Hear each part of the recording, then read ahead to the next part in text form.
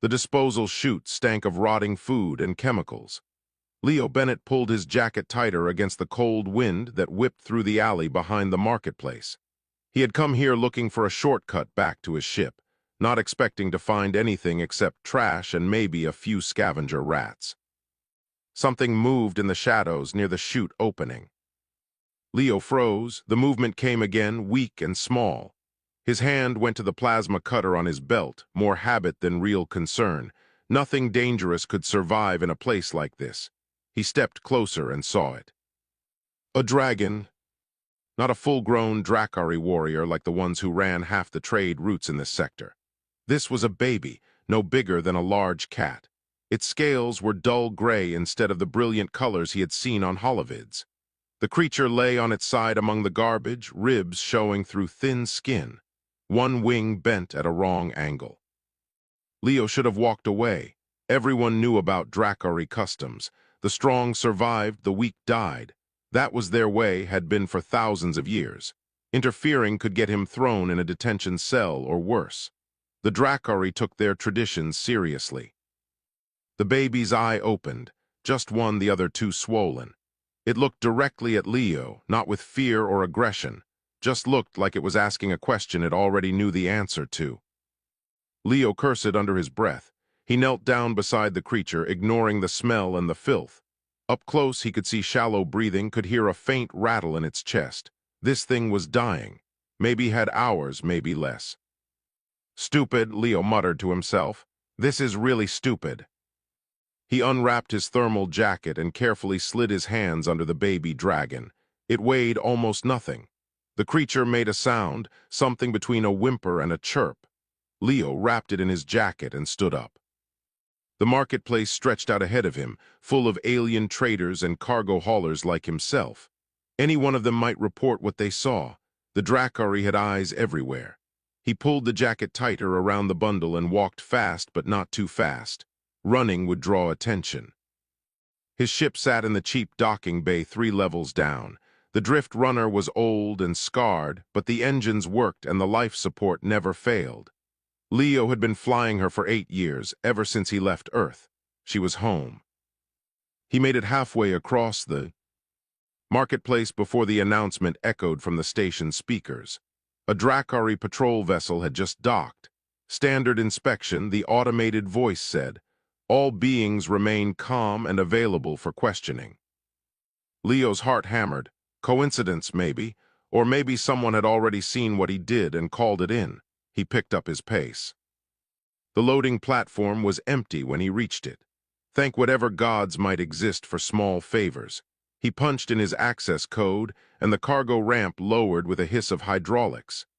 Inside, he went straight to his small cabin and laid the bundle on his bunk. The baby dragon barely moved when he unwrapped it. Those dull scales felt wrong to touch, too cold and too dry. Leo had no idea what dragon biology needed. He was a cargo hauler, not a xenobiologist. He pulled up his ship's database and searched for anything about reptiles or large flying creatures. Earth had some back before the ecosystem collapsed. Komodo dragons, crocodiles, birds of prey, cold-blooded most of them, needed warmth and protein. The ship's heating system could go higher than normal human comfort. Leo adjusted the environmental controls and grabbed every blanket he owned from the storage locker.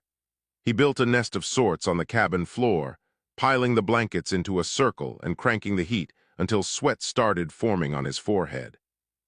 He placed the baby in the center of the nest and watched.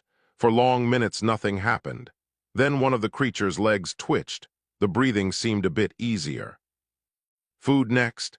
Leo dug through his rations and found the protein bars he saved for emergencies. He broke one apart and soaked the pieces in water until they turned into a paste. Using his fingers, he brought a small amount near the baby's mouth. Nothing. He tried again, gently touching the paste to the creature's lips. This time the mouth opened slightly. A thin tongue, barely visible, licked at the food, swallowed. Leo waited, then offered more. It took an hour to get half the protein bar into the dragon. By the end, Leo's back ached from crouching and his fingers were sticky with the paste. But the baby's eyes had opened fully. both of them watching him with an intelligence that surprised him. "Got a name?" Leo asked, knowing it was ridiculous to talk to something that probably couldn't understand him. "No, then I'll call you Pip, like the sound you made earlier." Pip closed his eyes and made that sound again, soft and trusting. Leo's communicator buzzed. A message appeared on the screen, official and cold. The station authority announced that Drakari property had been stolen from the marketplace disposal area. Any being harboring stolen property would face immediate arrest and extradition to Drakari justice. They called Pip property, stolen property. Leo deleted the message and sealed the cabin door. His fingers moved over the navigation console, plotting a course away from this station, away from anywhere the Drakari controlled. The outer asteroid belt would hide them for a while, give him time to think, to figure out what came next. The Drift Runner's engines hummed to life. Below him in the nest of blankets, Pip had fallen asleep. One small claw had reached out during his rest, touching the edge of Leo's boot. Outside the viewport, the patrol vessel was moving toward the docking bays. Leo released the clamps and pushed the throttle forward. The ship lifted, turned, and headed for open space. Behind him, he heard security channels lighting up with demands to halt. He ignored them all and jumped to faster-than-light speed. 3 days into the asteroid belt and Pip still refused most food. Leo tried everything in his limited supply. Dried meat strips, vegetable paste, even his emergency chocolate ration. The baby dragon would take a few bites, then turn away, getting weaker instead of stronger. Leo sat on the floor of his cabin, exhausted and frustrated. The ship floated silent among the rocks, running on minimal power to avoid detection. He had maybe 2 weeks of supplies left, and that was if he stretched everything. Less if Pip needed specialized food he couldn't provide. "Come on, little guy," Leo said, offering another piece of soaked protein bar. "You have to eat something." Pip lifted his head but made no move toward the food. His scales had brightened slightly from the constant warmth, showing hints of bronze underneath the gray. That seemed good. But his body stayed too thin, ribs still visible. Leo pulled up the database again and started from the beginning. Earth reptiles needed heat, yes, but they also needed specific nutrients. Calcium for bones, certain proteins for growth. He had been feeding Pip like feeding a human child. Wrong approach. The ship's scanner pinged. Leo's blood went cold. He jumped to the cockpit and checked the display. A ship had entered. The asteroid field moving slow and careful, not a patrol vessel. This one was smaller, faster, built for tracking. A hunter. Leo killed all external lights and powered down everything except life support. The Drift Runner went dark and silent. Through the viewport, he could see the other ship passing between asteroids about 3 kilometers away. Scanning, searching. In the cabin, Pip made a distressed sound. Leo went back to find the baby dragon trying to stand, his small body trembling. Those eyes, now fully clear, stared at the wall in the direction of the other ship. "You can feel them, can't you?" Leo whispered. "Other Drakari." Pip's distress grew stronger. He tried to crawl toward Leo, wing dragging. Leo picked him up carefully and held him close. The baby was shaking. "It's okay, I won't let them take you." But how could he promise that? He was one human in a cargo ship with failing supplies, hiding from a species that ruled dozens of star systems. Leo held Pip tighter, feeling the small heartbeat against his chest. The hunter's ship moved away, heading deeper into the field. Leo waited an hour before powering up again. When he did, he set course for the only place he could think of that might help. A mining colony on the edge of the belt called Rust Haven. Criminals and outcasts ran it, people who didn't ask questions, people who might sell him the supplies he needed. The trip took 6 hours. Pip stayed pressed against Leo the whole time, even when Leo tried to put him back in the nest. The dragon wouldn't let go, claws gripping Leo's shirt. Rust Haven looked exactly like its name suggested. A collection of HAB modules and docking tubes bolted to a large asteroid, everything covered in orange dust and age. The docking authority was an insectoid alien with too many eyes. Cargo hauler drift runner, state your business. The voice clicked through the communicator. Need supplies, food, water, fuel, got credits. A pause, then dock at Bay 7, keep your weapons locked. Leo brought the ship in carefully, Pip still clinging to him. He couldn't leave the dragon alone on the ship. Too dangerous if someone came looking. So he wrapped Pip in his jacket again and hoped no one would notice. Bay 7 connected to a market area, smaller and darker than the station he had fled. Aliens of a dozen species moved through the space, trading things that were probably illegal in most systems. Leo kept his head down and headed for a stall advertising food supplies. The seller was a short, wide alien covered in gray skin. She looked Leo over with 4 eyes, then looked at the bundle he carried. That better not be contraband, she said. It's not. Because if security finds contraband in my section, I pay the fine. It's just my jacket, cold in here. The alien snorted but started showing him packets of preserved food. Leo bought everything he could afford, paying too much and knowing it. He was about to leave when the alien spoke again. Dragon baby makes chirping sounds, human. I can hear it, so can others. Leo stopped moving. His hand went to his plasma cutter. Don't do that, the alien said quickly. I'm not calling security, but others might. You need help, not supplies. Why would you help? The alien gestured to the back of her stall. Because I remember what it's like to run. Come, quick. Leo followed, not sure if this was a trap, but out of options. Behind the stall was a small office where another alien waited. This one looked like a praying mantis, but twice the size, with multiple arms and antennae that twitched constantly.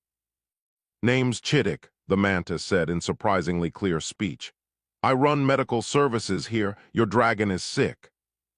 Weak, won't eat properly. Chittick moved closer, antennae reaching out. Pip tensed in Leo's arms but didn't fight. After a moment, Chittick stepped back. Not sick, wrong food. Dracari babies need live protein in first months. Insects, small animals, triggers hunting instinct and provides right nutrients. I don't have live protein. We do mining operations of pest problems, rats, beetles, other things. Chittick opened a cabinet and pulled out a container. Inside, something moved. Feed him these 2 or 3 times daily. He'll strengthen quickly. Leo stared at the container of live beetles. It made sense in a horrible way. Why are you helping me? Because Dracari killed my family for being different. Wrong color, wrong size, wrong thoughts. Their purity laws are cruel. Chittick handed Leo the container. That baby is alive because one human refused cruelty. Least I can do is help both of you survive. That night back on the drift runner, Leo opened the container and let one beetle crawl onto his hand. Pip's eyes locked onto it immediately. The hunting instinct kicked in. Pip struck fast, catching the beetle and swallowing. It whole. For the first time since the rescue, Pip purred. 5 weeks changed everything. Pip had grown from the size of a cat to the size of a medium dog. His scales had turned deep bronze with hints of gold at the edges. The broken wing had healed straight, and he could glide short distances across the cargo hold. But more than his size, Pip's mind had grown. Leo could feel it sometimes, like a pressure at the back of his thoughts. Not words exactly, but feelings and images. When Pip was hungry, Leo knew it. When Pip was happy or scared or curious, Leo felt those too. It went both ways. Pip would calm when Leo felt calm, would become alert when Leo sensed danger. They had stayed at Rust Haven longer than planned. The small mining colony had become something like safe harbor. Chittick visited every few days to check on Pip's health and bring new supplies. Other colonists had learned about the dragon, and none of them reported it. These were people who understood running from something. But today, everything changed. Leo was in the market area buying fuel cells when the warning sirens started. Red lights flashed along the corridor walls. The automated voice was calm but urgent. Unidentified military vessel approaching. All civilians to shelters. This is not a drill. Leo ran. The drift runner was docked 2 sections away. He pushed through panicking aliens and reached the bay in under 3 minutes. Inside his ship, Pip was already agitated, pacing the cargo hold with his wings half spread. "I know, buddy, I feel it too. We need to go." The cockpit displays showed the approaching ship. It was Dracari design, sleek and dangerous, not a patrol vessel or even a hunter.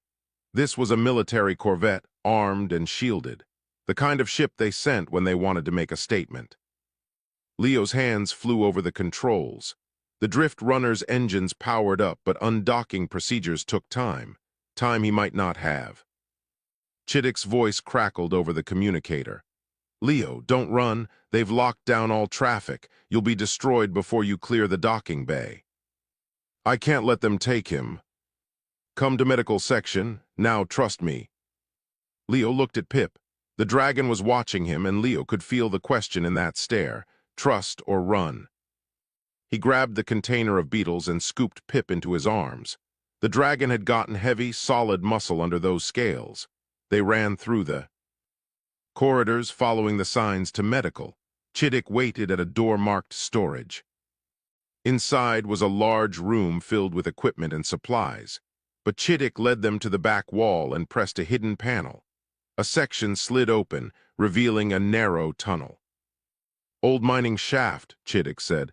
"Goes deep into the asteroid. They won't scan this far down." "What about you, if they find out you helped us?" "I'll deny everything. Go, there are emergency supplies in the deep section. Stay quiet and wait." Leo climbed into the tunnel with Pip pressed against his chest. The opening sealed behind them. Darkness swallowed everything except the small lights on Leo's wrist unit. He moved forward, feeling his way along the rough stone walls. The tunnel opened into a small cavern about 50 meters down. Emergency glow panels activated when they entered, casting pale blue light. Boxes of supplies lined one wall. Water, food, medical kits. Enough to survive for days if needed. Pip squirmed free and explored the cavern, sniffing at everything. Leo sat down on a supply box and tried to calm his racing heart. Above them, somewhere in the colony, Dracari soldiers were searching, looking for him, looking for Pip. Hours passed in silence. Leo dozed off at some point, exhaustion taking over. When he woke, Pip was curled against his side, warm and steady. Leo's hand rested on the dragon's neck, and he could feel the double heartbeat there, slow and calm. A feeling pressed into Leo's mind. Not fear, curiosity, then an image fuzzy but clear enough. Leo recognized it after a moment. It was himself, seen through Pip's eyes, fuzzy around the edges like a memory. "You're trying to talk to me, aren't you?" Leo whispered. The feeling grew stronger. Affirmation, yes. "Can you understand what I'm saying?" Another feeling, partial understanding. Words were still strange, but emotion and intention came through clear. Leo leaned back against the stone wall. "We're in trouble, Pip. Your people want you dead because you're different. My people won't care enough to help. We're both alone in a galaxy that doesn't want us." Pip's head lifted. The dragon moved closer until his snout pressed against Leo's shoulder. A new feeling came through their connection, complex and layered. It took Leo a moment to understand it. "Home safe, Pack." Pip didn't mean a place, he meant Leo. "Yeah," Leo said quietly, throat tight. "I guess we're family now. Weird, broken family, but family." The communicator in Leo's pocket buzzed. He pulled it out carefully and saw a message from Chittick. "Soldiers searched everything, took samples and scans. They're leaving, said they'll be back if anything suspicious happens. Stay hidden until I signal safe." 2 more hours passed before the all-clear came. Leo and Pip climbed back up the tunnel and emerged into the medical section. Chittick was waiting with news. "The ship captain is named Roth Valen. He's not just hunting you. He's hunting every Dracari who doesn't fit their perfect standard. 3 other dragons were killed in nearby systems last month. Pip isn't the first they've thrown away." "Why are they so determined?" "Because he survived, because someone saved him, because it proves their way isn't the only way." Chittick's antennae drooped. "You need to leave Rust Haven, not safe anymore, but I know a place. Coordinates for a station that takes in people like you and Pip." What kind of station? The kind that doesn't exist on any official map. The kind where being different isn't a death sentence. Chittick transferred the data to Leo's communicator. It's called Haven's Gate. Tell them Chittick sent you. They'll understand. That night, Leo prepared the drift runner for departure. Pip watched from the cargo hold, no longer the dying baby from the disposal chute. Stronger now, smarter, but still vulnerable in a galaxy that saw him as a mistake. Leo set the coordinates for Haven's Gate and hoped this mysterious station was real. Because running was getting harder, and Pip deserved better than hiding in tunnels. Haven's Gate appeared out of nothing. One moment the drift runner floated in empty space near a purple nebula. The next moment, sensors showed a massive station materializing from cloaking fields. Leo had seen military stealth tech before, but nothing this sophisticated. Cargo vessel drift runner, transmit your clearance code. Leo sent the data Chittick had given him. For 30 seconds, nothing happened. Then the voice came back, different this time, warmer. Welcome to Haven's Gate. Proceed to Docking Bay 12. Someone will meet you there. The station was huge, built into a cluster of asteroids that drifted through the nebula's outer edge. Docking ports covered every surface, and ships of 100 different designs came and went. Leo had never seen so many species in one place. Bay 12's airlock opened to reveal a female alien with blue skin and 4 arms. She smiled when Leo emerged with Pip walking beside him. I'm Quillen. Chittick told us about you and your friend. How was the journey?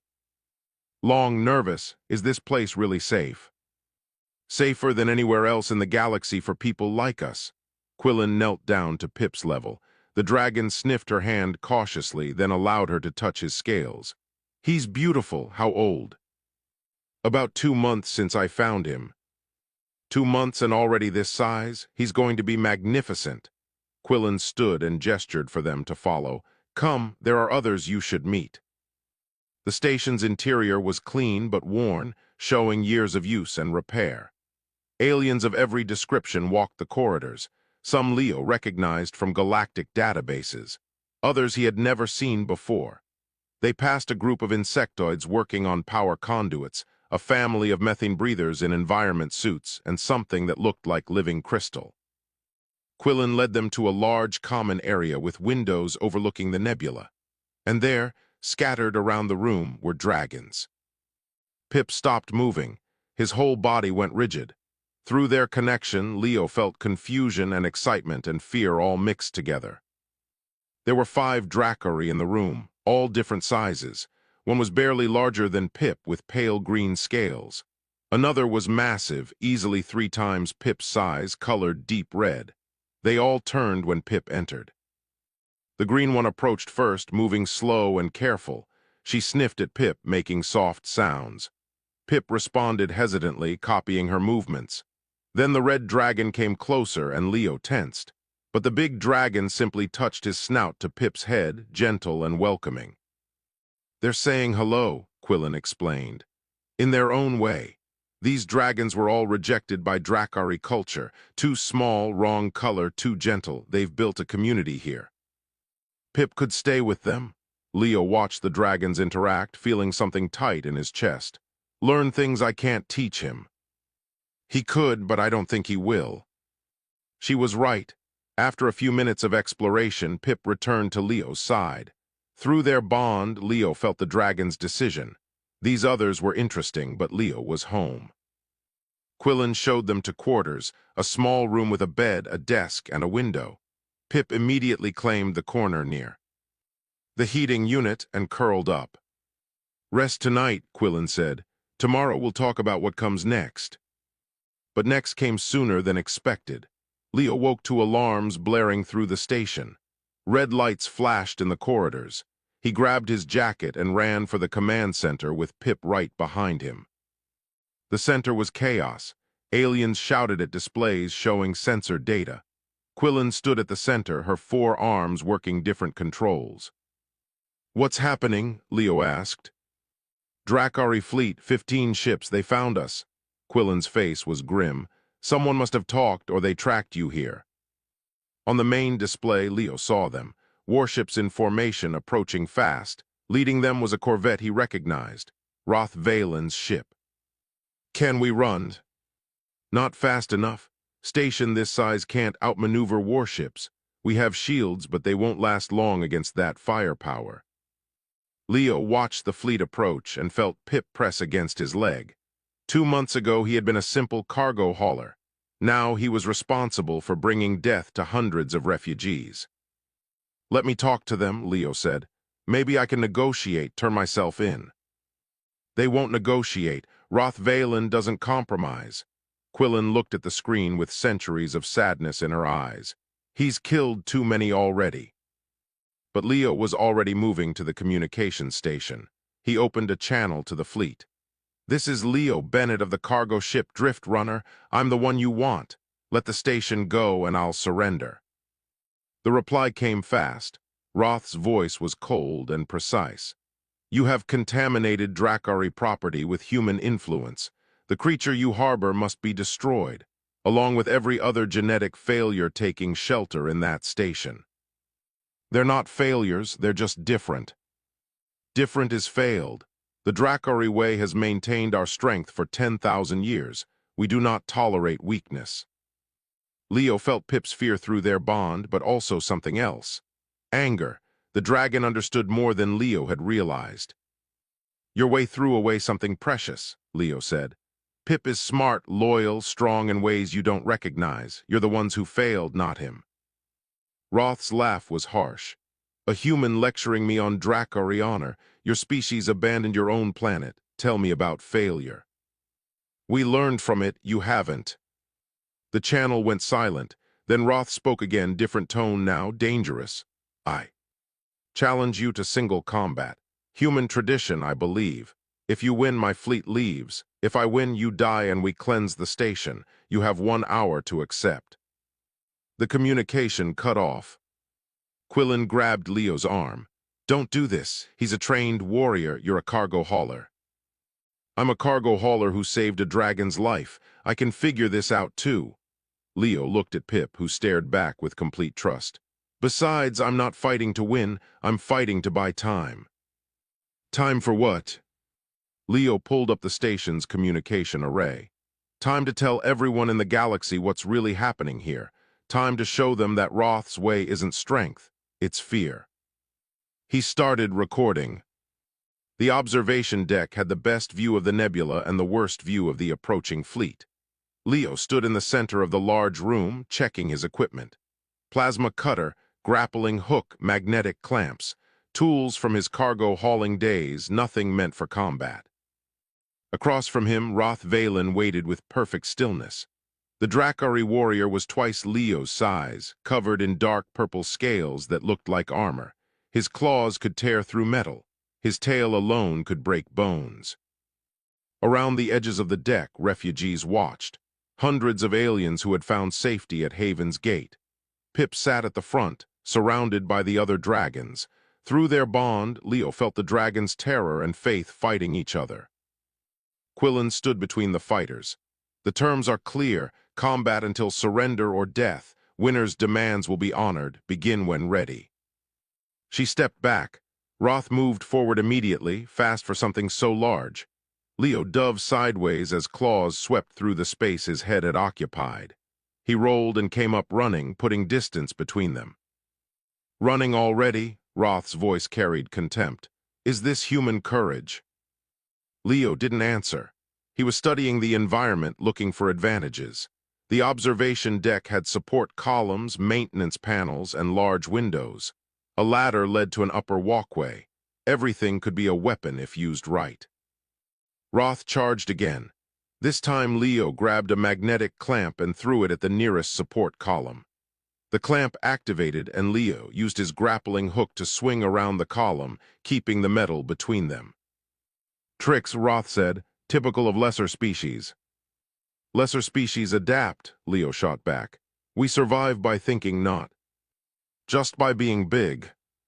He moved to another column, always keeping something solid between him and Roth.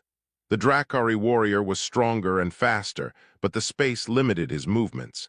Those wings couldn't spread fully in here. That tail couldn't swing without hitting obstacles.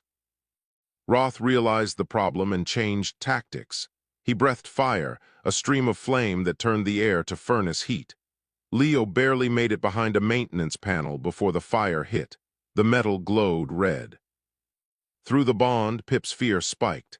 Leo sent back calm he didn't feel, trying to reassure the dragon, but his options were running out. He couldn't keep dodging forever.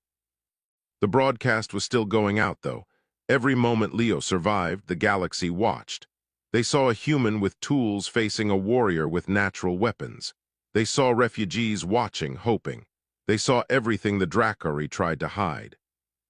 Leo climbed the ladder to the upper walkway. From here he could see the whole deck, could plan his moves better. Roth followed, his weight making the metal groan. "Your dragon should have died in that disposal chute," Roth said, climbing steadily. "The weak must be culled. It is the only way to maintain purity." "Purity," Leo said, backing along the walkway. "You keep using that word, but what you really mean is fear, fear of anything different, fear that your way isn't the only way. Our way built an empire, built on throwing away anyone who doesn't fit." Leo reached the end of the walkway, nowhere left to run. "How many dragons like Pip have you killed? How many could have been brilliant or kind or special in ways your empire can't recognize?" Roth was close now, claws reaching out. "Their death prevents the weak from spreading, prevents contamination of our bloodlines. Prevents evolution, prevents growth." Leo grabbed the railing. "My species almost died because we were too rigid. We learned that diversity is strength, not weakness. You haven't learned that yet." Roth lunged. Leo dropped off the walkway, using his grappling hook to control the fall. He hit the deck hard, pain shooting through his shoulder. But he was alive and moving. The refugees had started chanting something. At first, Leo couldn't understand it. Then he realized they were chanting in different languages, all saying the same thing. "Different is strong, different is strong." Roth heard it too. For the first time, uncertainty crossed his face. Leo stood up, hurting but not beaten. "You can kill me. You can destroy this station."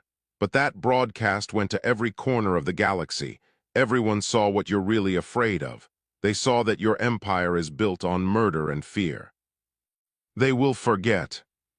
"No, because there are others like Pip. Other dragons you threw away. Other species who reject their own people. They're all watching. And now they know there's a place they can come, a place where being different isn't death." Roth charged one last time, but he was angry now, not controlled. Leo saw the opening and took it.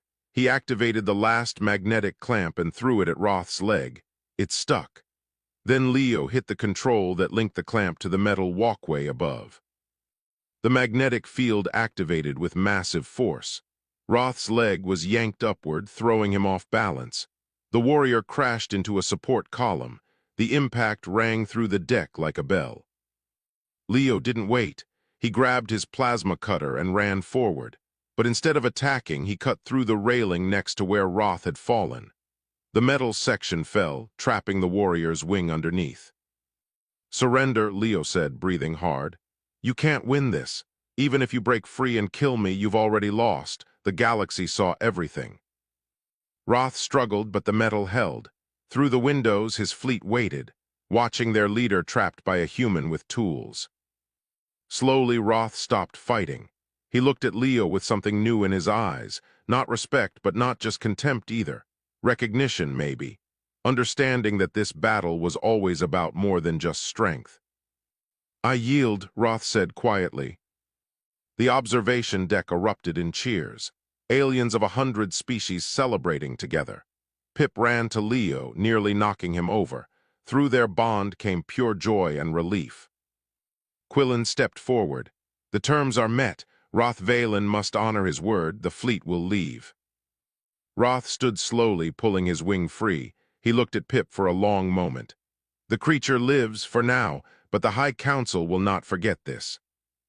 "Let them remember," Leo said. "Let them remember that throwing away the different means throwing away the future." Roth walked to the airlock without another word. His ship left an hour later, the fleet following. 6 months passed like a dream Leo kept expecting to end. Haven's Gate had become home in a way nowhere else ever had. The station grew every week as more refugees arrived, bringing stories of seeing the broadcast and deciding to risk everything for a chance at safety. Pip had grown massive, no longer the dying baby from the disposal chute. His bronze scales shone bright, and his wingspan stretched nearly 4 meters when fully extended. But more than size, his mind had developed. The telepathic bond between him and Leo was strong now, carrying actual concepts and simple words. They worked together running station security. Leo's tactical thinking combined with Pip's ability to sense threats made them an effective team. 3 times they had stopped smugglers trying to bring weapons into Haven's Gate. Twice, they had rescued ships damaged by asteroid impacts. Right now they stood at the main viewport watching another ship dock. This one was small and badly damaged, limping into the bay on emergency power. Leo grabbed his toolkit and headed down with Pip following. The airlock opened to reveal a family. 2 adults and 3 children of a species Leo didn't recognize. They looked like walking plants with bark-like skin and leaves instead of hair. The children hid behind their parents, frightened. "We saw the broadcast," the father said in halting common language.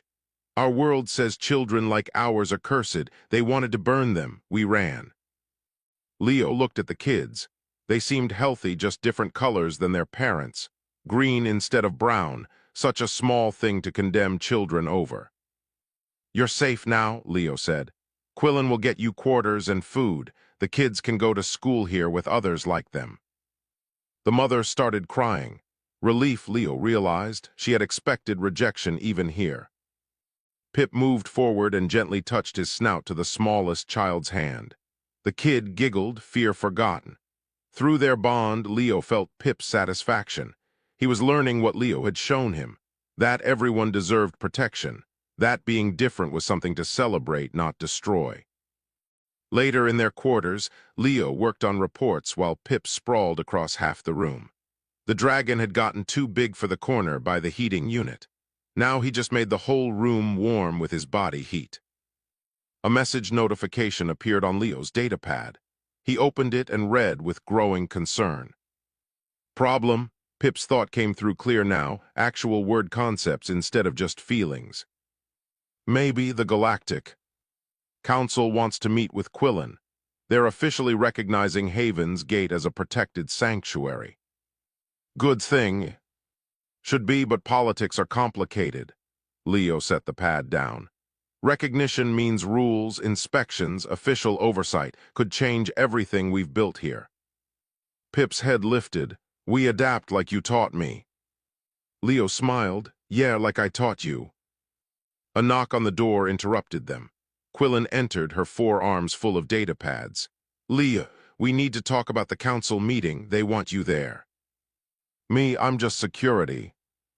"You're the symbol, the human who saved the dragon. Your story started all of this." She set the pads down. "The galaxy is changing because of what you did, because you refused to walk away from something that needed help." "I didn't do anything special, just couldn't leave him there." "That's exactly what made it special." Quillen pulled up a holographic display showing statistics. 17 new sanctuary stations have been established in the past 6 months.